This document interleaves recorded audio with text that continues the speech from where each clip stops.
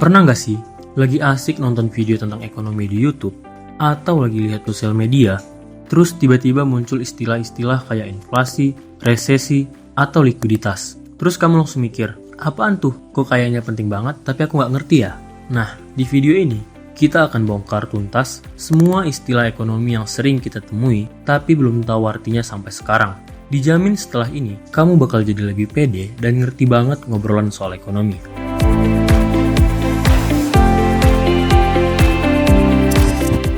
Kita semua kan tahu, ekonomi itu penting banget buat hidup kita sehari-hari.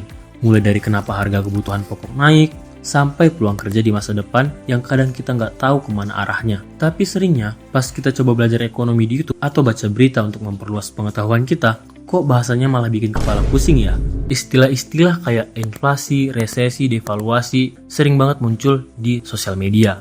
Kedengarannya keren, tapi jujur aja, kadang bikin kita jadi malas atau malah menyerah duluan buat belajar lebih jauh. Padahal, kalau kita tahu artinya, istilah-istilah itu justru bisa jadi kunci buat kita belajar lebih pintar dan bahkan melihat peluang baru. Jadi, masalahnya bukan di kamu yang kurang pintar, tapi bahasanya yang belum bersahabat. Jadi, di video ini, kita akan pecahkan masalah itu. Istilah-istilah ini, meskipun penting, seringkali jadi tembok penghalang buat kita yang baru mau belajar. Begitu dengar defisit neraca perdagangan atau bunga majemuk, langsung bawaannya pusing duluan. Padahal, kalau kita paham artinya, konsep-konsep itu justru bisa bantu kita bikin keputusan finansial yang lebih cerdas, bahkan melihat peluang investasi. Akibatnya, banyak dari kita yang akhirnya menyerah, merasa ekonomi itu rumit dan bukan untuk kita. Padahal itu cuma soal bahasa dan pemahaman dasar saja. Nah, jangan khawatir, disinilah saya akan menjadi penerjemah istilah-istilah ekonomi itu. Kita akan bedah satu persatu dengan bahasa yang paling mudah kamu pahami. Inflasi itu gampangnya gini, semua harga barang dan jasa jadi naik terus. Contohnya, dulu kamu beli Indomie harganya 500 per bungkus, sekarang harganya jadi 3.000 per bungkus. Nah, itu namanya inflasi. Uangmu jadi kurang sakti buat beli barang yang sama. Lalu ada deflasi. Deflasi itu ketika semua harga barang dan jasa jadi turun terus. Analoginya, kamu beli TV model terbaru tahun lalu harganya 10 juta. Sekarang, TV model yang sama harganya tinggal 6 juta. Uangmu jadi lebih sakti karena bisa beli lebih banyak barang atau jasa. Devaluasi itu adalah ketika pemerintah sengaja bikin nilai mata uang negara kita jadi lebih murah dibanding mata uang asing.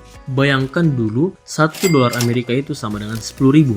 Nah, kalau pemerintah melakukan devaluasi, mereka sengaja bikin 1 dolar Amerika jadi 15.000. Tujuannya, biasanya biar barang buatan Indonesia jadi lebih murah kalau dibeli orang luar negeri dan ekspor kita makin laku.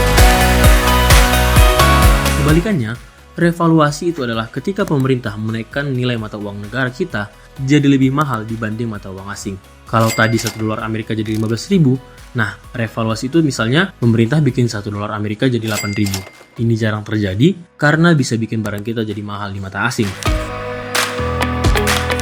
Resesi itu adalah ketika ekonomi negara kita lagi sakit parah. Tandanya, banyak perusahaan yang rugi berat. Orang-orang jadi susah dapat kerja, banyak PHK, dan daya beli masyarakat menurun drastis karena uangnya jadi sedikit. Coba deh bayangin, biasanya mal-mal ramai banget, tapi sekarang banyak toko yang tutup dan sepi pengunjung. Itu salah satu tanda-tanda resesi. Situasi jadi sulit buat semua. Di sini ada ekspansi. Itu kebalikan dari resesi, yang artinya ketika ekonomi negara kita lagi sehat dan tumbuh pesat. Maksud ekspansi di sini bukan soal toko atau perusahaan yang membuka cabangnya makin banyak ya, meskipun itu bisa jadi hasil akhirnya juga nanti. Maksud ekspansi di sini adalah perusahaan untung besar, banyak banget lowongan kerja, dan masyarakat gampang belanja karena mereka punya banyak uang. Kamu dan teman-temanmu gampang banget dapat kerja, bahkan ada tawaran promosi. Itu adalah suasana ekspansi. Defisit artinya pengeluaran kita lebih besar daripada pemasukan kita. Misalnya, gaji bulananmu 5 juta, tapi pengeluaranmu totalnya 6 juta. Berarti kamu defisit 1 juta atau uang yang keluar lebih banyak dari uang yang masuk. Surplus itu kebalikannya dari defisit. Ketika pemasukan kita lebih besar daripada pengeluaran kita, itu dinamakan surplus. Misalnya, gajimu 5 juta, pengeluaranmu 4 juta. Berarti kamu surplus 1 juta. Uang yang masuk lebih banyak dari yang keluar. Jadi ada sisa yang bisa kamu tabung atau investasikan. Likuiditas adalah seberapa cepat dan mudah suatu barang atau aset bisa kamu cairkan atau mengubahnya menjadi uang tunai. Contohnya adalah uang tunai. Uang tunai yang ada di dompetmu itu adalah yang paling liquid. Kalau butuh tinggal pakai, atau saldo di rekening bank juga sangat liquid. Tinggal tarik tunai di ATM, jadi sangat gampang untuk jadi uang. Lalu ada ilikuiditas. Ilikuiditas itu adalah ketika suatu barang atau aset susah diubah jadi uang tunai dengan cepat. Misalnya kamu punya tanah atau rumah. Kalau butuh uang mendadak, kamu nggak bisa langsung jual rumahmu dalam sehari atau 2 hari kan? Butuh waktu yang lama dan proses yang panjang untuk menjual rumah atau tanah tersebut. Nah, itu dinamakan aset yang illiquid.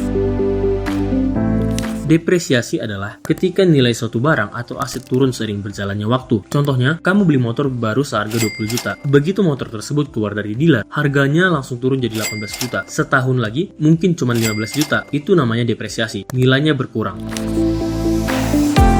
Lalu ada apresiasi, itu adalah kebalikan dari depresiasi. Apresiasi adalah ketika nilai suatu barang atau jasa justru naik seiring berjalannya waktu. Contohnya, kalau kamu beli tanah di daerah yang dulu sepi, dan sekarang jadi pusat keramaian, harga tanahmu yang dulunya 50 juta, sekarang bisa jadi 200 juta. Itu namanya apresiasi, yaitu nilainya bertambah.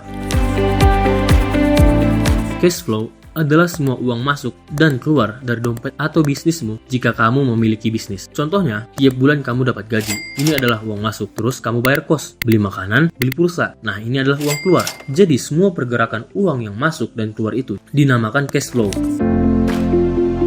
Stagflasi itu adalah situasi ekonomi yang paling horor. Ini gabungan dari dua masalah ekonomi, yang dimana ekonomi lagi mandek atau lesu, banyak pengangguran, tapi harga-harga barang atau jasa malah naik terus, atau inflasi tinggi. Bayangkan kamu lagi susah banget cari kerja. Anehnya, harga bensin dan semua kebutuhan pokok malah naik terus dan susah dikontrol. Itulah namanya stagflasi. Ini bikin pusing banget, sama seperti yang kita alami sekarang. Susah dapat kerja, PHK di mana-mana, dan semua kebutuhan pokok harganya naik.